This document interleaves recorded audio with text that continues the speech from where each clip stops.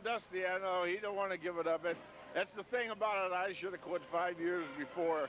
I did. I know that now, but you couldn't tell me that then. The same thing with Flair. I see him occasionally in Charlotte. Tell him he should give up, but I understand because you just don't want to give it up. I've been at it, John, some 44 years, and I feel the same way. I just don't want to give up. That's exactly right. Gets in your blood. But like I say, Father Time's the one you can't beat. Nick Fury now has come into the ring, and this Nick Fury is quite a flyer in there, John. If you notice him, he'll be bouncing off of the wall here just in a second. But he's against quite a bigger man in this young Chris Rage. That's exactly right. And yeah, you just don't want to get away from the business. But I have to take my hat off to you. You one of the few ones that's been able to do it. Well, I keep myself busy. That's the way that I can stay away from the business. It's hard, though. Yeah, very hard. It really is.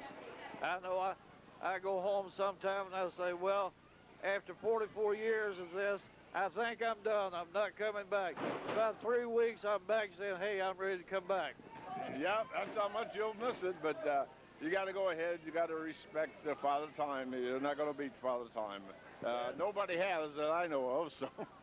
That's right, but like I say, I know you've been around for a long time, and you certainly had some great matches, and you've wrestled some of the top guys in the business.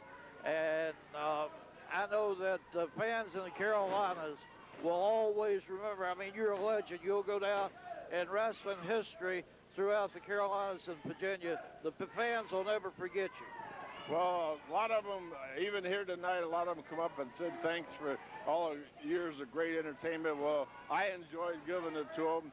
I was very fortunate to have good partners, having a good body that I could last long enough, and wrestling some of the top men in the business. Of course, I also wrestled down here for many, many years under Jim Crockett, and I couldn't have wrestled for a better man. Well, you know, I knew the boys, and I knew Mr. Jim, too. Mr. Jim was very instrumental in me getting started in this business, and his word was his bond, John. If he told you something, you could write it on the wall. You didn't have to have no contract. No, his handshake, that was it. We didn't have contracts, and he was one of the most fairest men that I ever knew. I'll have to second that because I agree with you 110%. And notice this now, a big roll up here by Fury, but no count, John. He's against a big, strong boy in there. You're going to have to, you really have to get him more down. He's giving up a lot of weight, and you're going to have to really have him more down to be able to hold him down. That's exactly right, but you notice he got the count of 2 now. Here he goes, one of these high-risk maneuvers. You know, when you and I got this business, you didn't have to do stuff like this. That was disqualification come off the top rope. Ladies and gentlemen,